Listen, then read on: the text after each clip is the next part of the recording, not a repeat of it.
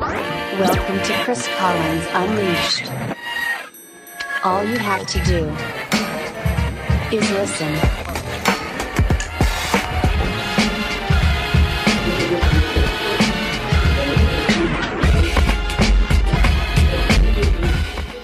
Welcome everybody to Chris Collins Unleashed. Today we are going to talk about work-life balance, the lack of, or the accomplishment of. How you doing, G-Man? I'm doing well. Got plenty of work-life balance. Come on. I'm feeling very balanced today. You are? Yes. Tons of Wow. work-life balance. You going to tell everybody how to do it? Tell them how to do it, yeah. Do you have like 5 steps to work-life balance? That's right. The recipe? Step 1, work harder. No. Step 2, work more. Nobody wants to hear that. Step 3, work from home. 20x. That's right. Well, first let's start off with our new segment that we have. Our new segment. Okay, I'm ready. Hold on, let me get my notes out of the way.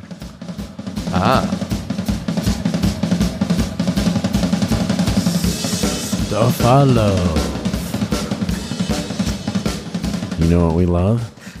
Step I'm I the love. greatest gift giver ever. That's right. Your bourbon. You love Still- your bourbon. Still the reigning champ. And so what's that stuff called? Yellow Rose. Crafted in Texas. Outlaw bourbon. So for Gary's birthday, I bought him a Bourbon of the Month club. So every month he gets one. Yep. They don't last that long around here. They don't. People are very willing to help you out. Unfortunately. And I'm going to guess what that bourbon tastes like. You can guess. And yes. I'll be 100% right. Okay. Tastes like the ass of an oak barrel. I do not get... Oh, this one's pot stilled. I was hanging out with my buddy Larry Wingett yesterday, Yeah. and you know what he told me? Huh. That in Mexico there is such a thing as a tequila salmonia. Oh, really? Yeah, Hmm. I showed you a picture of his what would you call that? Tequila collection. I don't know, Yeah. but he has Scotch Mostly or bourbon. Yeah, it looked like Bourbon? mostly bourbon and Scotch. He and him would get along good. Yeah. And then there was a little bit of tequila in the back, and that's where we went. I like his little sign. Is it a brown? What is it? Brown. Larry's Brown Cabinet or something like that. It's like brown liquor. Brown liquor and cigars is what it was called. Larry's Brown Liquor and Cigars. Larry Wingett knows how to do it right. Yeah, no shit. He's the man. And he has a bulldog. So last one I got from Texas was a little rough. That's all I'm gonna say. I'm not really sure. I'm not down in Are you Texas, but saying that I might things be. are rough? I'm a California boy. Like the Cowboys in the playoffs? Let's see, like Tony Romo. Your running Well, back's suspended for a while. I know. Yeah, he's appealing, my man. That's He's appealing. only means that they don't miss the playoffs. Tastes like the Oh, wow. ass of an oak barrel, right? Ooh, try. Can I try it? Sample. Is it going to be anything different than the ass of an oak barrel? You're going to say like, oh, there's hints of cherry. No, it just lights my nose on fire. That one's hot. It's terrible. Blech. Okay. Well, It's so black that and wraps white. up our first edition of Stuff I Love. We're going to change the name of that to Stuff Gary Loves. That was an exciting edition of Stuff I Love. So, Delicious. when it comes to work-life balance, I got a lot to say about this. So know. pour yourself a drink. You just want to get started? I'm going to sit Yeah, over I'm here ready. and listen. Yeah, work-life balance. I had to print out notes so I could keep track of what's going on with this. Okay, so let's frame this and have a basic starting point for everybody listening about where we need to start. So the starting point for this is, how poor were you born? Like, if you're born with money, work-life balance is a little easier to achieve. Yeah. We weren't born with money, so So that's out the window right away. yeah. And so it's like, where did you start, right? Because if you were born into money, then it's a lot easier. Sure. And then the second part is, what did you want to achieve? So how high do you want to go? Because work-life balance definitely changes as your ambitions change. Mhm. So if you were born poor and you say you want to be a billionaire, good luck. If you were born poor and you want to work at the post office, you can achieve work-life balance. And so it's in direct correlation between your ambition and what you want to accomplish. So that's the first part. So You have to be willing to pay the price. That's the thing. we hang out with people with a lot of money, Yep. and the topic of conversation is never work-life balance. No. You know who talks about work-life balance? Middle managers? Middle managers or people that aren't, that aren't really that focused on being successful. Right. Yeah. Because people who want to be successful, the conversation of work-life balance never comes up. Mm.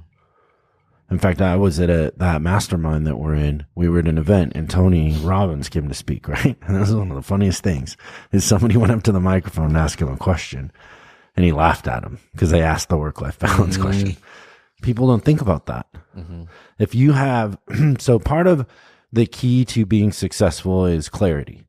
And if you have clarity on what you want to do, so if you have a very clear goal of what you want to accomplish, what do you want to contribute to the world, whatever it is. And I'll tell you, I was watching, this isn't a political thing, but there's a documentary on HBO that was released back in 2009. And it's about Obama before he decided to run for president, but it goes all the way through his election. But he's starting off in Iowa or whatever. And he's a senator, and then he's deciding if he's going to run or not. There's no work-life balance for him. No. It made me want to work harder when I watched that. Because 1 minute he's on the phones raising money, the next minute he's giving a speech, then he's writing a speech for the next thing, while he's back on the phones, while he's kissing babies and on a plane back to Washington to vote on something. It never stops. And he had a bigger cause. And so that's the thing. Like I say is like, it depends on how big your goal is, how much you care about work-life balance. Because if you have clarity of what your goal is, then you have an ability then to enlist your family and everybody else. And so the guy that has the wife that's going, honey, you're never home, honey, you're blah, blah, blah, blah, blah. He doesn't have clarity because his wife isn't bought into what they're doing. Right. And they're not a couple. They're definitely not a power couple. But when you watch that documentary, Michelle Obama was working just as hard as Obama was. Like they weren't arguing about your honey, you're never home. They had a bigger mission.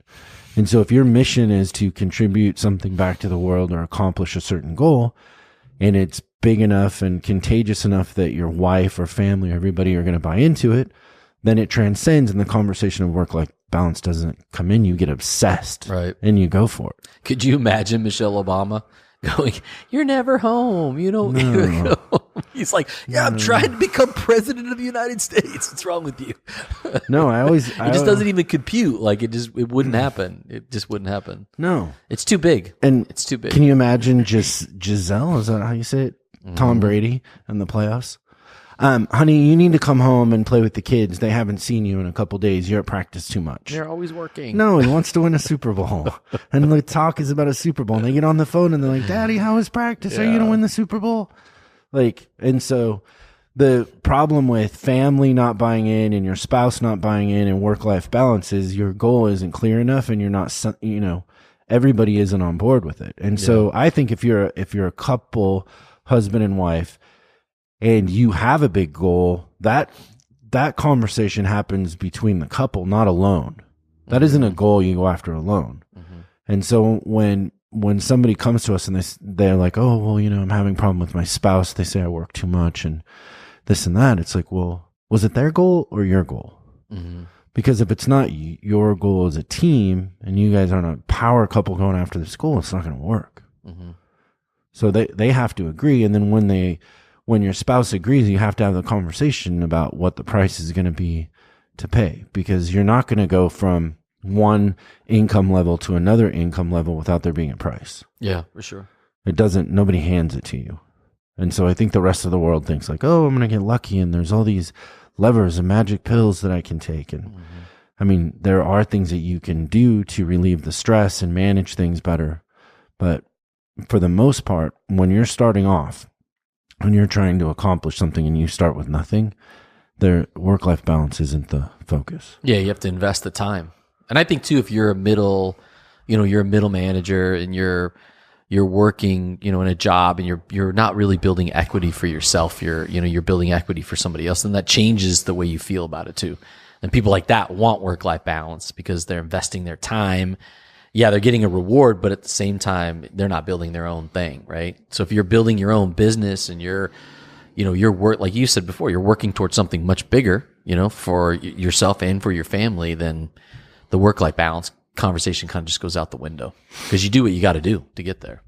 Yeah. Now, like I remember very distinctly when I was consulting, like when you're consulting and so on a commission basis, I would go into businesses and turn them around, and I had no more days to sell. Like I was stuck. Like there were 26 days in the month that I could work, and that was it. Like, and so I'd fly over the country, and I was doing that, and I wanted to get out of that and create some sort of, info product. And so I wanted to write a book. Mm-hmm. And so when am I going to write the book when I'm doing that? Yeah. On a plane. Weekends. Yeah. Weekends, nights. Yeah. On vacation. Yeah. So I take a vacation to write a book, right? Mm-hmm. And so that's how it is. And then I write the book and it isn't any good. And then I got to write it again. Right. And it took me 3 years to finish that first book. Nobody was going to do it for me. Like, I heard Tony Robbins say one time, he said, everybody always asks him, when am I going to find the time? I've got no time. I can't, I just don't have enough time to get it done and follow my dream and do what I want to do. And he says, he goes, okay, let's say you work a job and you work 9 to 5. He goes, what about the hours from 7 to 2? What are you doing then? Yeah. Like, I don't know, do something there. You got the weekends. Like, it's the only way. There are hours available, and it might not feel convenient and it might hurt a little bit, but if you pay the price, like you wanted to pay the price so you can get it done and have this, product to sell, have the book written, you got to do it. Yeah. So I think work-life balance is the wrong question. You can easily achieve work-life balance if you're okay with where you're at. Mm-hmm. It's easy. Just do things a little smarter where you're at. Mm-hmm. But if you're looking to go up another step and grow and, do more or contribute more, you're going to pay a price because you're going to have to learn. It's not going to be easy. Mm-hmm. And it isn't like just because you commit, it's going to be handed to you. You're going to have to work and things are going to go wrong. I wrote that book, that first one, it was terrible. And then, and it's hard to scrap something that you spend a year on. And then you got to start fresh and then you go again. And, literally it was the third one that finally I got the idea. And it's not easy. Mm-hmm. Everybody wants to tell you it's easy and there's a magic pill, and there's not. What makes it easy is if you're that committed to that thing that you want to accomplish. Like when you watch that documentary with Obama, he was that committed to it. Mm-hmm. It was a bigger thing. It was bigger than him. Yeah, he wasn't going to back down just because, because he needed to, I don't know, sleep on the couch or something and watch the latest rerun of whatever TV show. Like that just wasn't going to happen. He just, that balance doesn't exist. And I think like even when you look at Trump, like it was the same thing for him. The thing he said is he didn't understand how hard it was going to be. Mm-hmm. Like same thing for him. He was hitting 5 cities. He was doing it different than Obama, that he had bigger leverage because he had money, so he could fly on his jet and park in a hangar and have an event and fly to another. But he was flying to 5 cities in a day there towards the end, giving speeches and everything. It wasn't. He still was working harder than he'd ever worked. Right. But he wanted that thing, right? Mm-hmm. So whatever it is you want to accomplish, I don't know that work-life balance is the right question. Mm-hmm. It's, are you obsessed with what you want? Is that goal that you want that big? And I think like what Tony was saying was he believed in work-life integration. And so I think, that's probably an easier term for people to get their head wrapped around. Whereas, like he was saying, he's traveling to all these foreign countries, but he's bringing his kids along with him. He's bringing his life along with him on the trip. And his kids are, they were homeschooled, or he brought the teacher, nanny or whatever with them so that they could continue their education. They're not missing out on anything. But then they also get to go to these crazy cool destinations and be around their father. So he's not missing that time. He's not losing that time with them, but he's integrating that with his life and his travel, Yeah, and I think that's kind of another point too, is like when you're doing that, you can afford a jet, you can afford other things, Mm-hmm. right? And so it makes certain things like that easier. but the conversation still isn't work-life balance. Right. Like everybody in his family knows dad's got to go do a 2-day seminar, and he's going to be on stage for 12 hours and lose his voice, and he's going to come home exhausted, and he's not coming home and his wife's going, honey, will you do the homework with the kids? Right. Yeah. He's going right to bed, and he's got to get up the next morning and do it again. Right. Yeah, exactly. But on the days off, like he's part of the family, and it gives him that freedom. But when it's game time, the family's behind him in that goal, and they're supporting him, and there aren't expectations that he needs to do homework with the kids or, do honeydews around the house. It just isn't the thing. And so that was you like you were saying, like we hang out with people with a lot of money. And one thing I found interesting is that they start to eliminate things from their life that they don't want to do. And so you gain more time by, getting rid of those things that just they're not your favorite things to do. like mowing the lawn. No, you don't want to driving. mow the lawn? Pay somebody. I don't know if he would want us to say his name, but we know somebody, and he said, I haven't driven a car in 12 years. Yeah. And I'm like, what? He goes, yeah, I just decided one day I get road rage. I hate traffic. And so he lives in Toronto, Canada, and Chicago. And he said, I haven't driven a car in 12 years. I have a service. They come pick me up. That's it. Well, then cooking was a big one. Like there's hardly anybody in there. I was the only one in that room that did. So in the room, in the mastermind, they said, how many people here have a private chef? And I think I was the only one that didn't raise my hand. But that's, thing, like you're thinking about how am I going to eat? Where am I going to find food? Like, I got to cook. I got to eat. And if you get that out of the way, then you free up a lot of time, not just time making or preparing your meals, but also time just thinking about it or going to the grocery store for that matter. Can you imagine if a private chef came into my place? Because anybody who doesn't know my fiance, Missy, that's her. Like if she could be upstairs around the corner in the bathroom, and I could go in the kitchen and open a cupboard, and she'd go, what do you need? Right. Yeah. Like, what do you need? Like, don't mess with my kitchen. And so, can you imagine a private chef in there? Like, she would stab him. It'd be a smackdown. Yeah. It just wouldn't happen. Kill him. Yeah. Well, that's the thing. So when we started doing the lunch boxes where they'd bring us lunch, Katya got all offended. Yeah. So Katya, my wife, was like, well, I was making lunches for you. And I'm all, yeah, but this is easier. It's always there and this and that. You don't have to get up. And she's like, no, that's my job. So funny. Yeah, that's work-life balance right there. Yeah, I mean, that's another part of it too. So, for us both, I don't think, our spouses don't really work. And they're. But that's on purpose. Yeah, and it's intentional. And like I told Missy right up front, I'm like, I need somebody who wants to be a wife. Yeah. And it's okay if there's a career is okay. I get it. But for me, like the thing that I need is I'm going to be doing this and I'll take care of you, but it has to be, you have to be okay with taking care of me the other way. Yeah. So that's another example of like work-life integration that, we're building something and working hard, and there's certain things that take time, that are at home that require somebody to be there doing that. And so, you share those roles, and that's a choice that you're making in order to get to where you want to go. And to go back to your point from the very beginning was, if you're unified in your goal and you're both looking at the same thing, then that conversation is way easier, right? You're not asking them to give up anything. We're both going towards the same thing. And so we're just going to support each other in different ways. But, again, you're integrating that. Yeah, it's funny too when I'm at home and there's people in the office gossiping or not working, and Missy's like, hey, are we focused on our goal or not? Because they're a waste. They're sitting around talking. Why don't they work? And then it has the reverse effect, right? That's right. When are they going to get to work? Why aren't they working? So funny. She's like, they want to stop me and talk about the thing and the thing, but I know they should be working. There are days when I catch myself talking to her like an employee, which I always have to correct pretty fast. Oh, yeah. What did she ask for the other day? Oh, that statue from Top Dog. Oh, yeah. She wanted to mail it, and they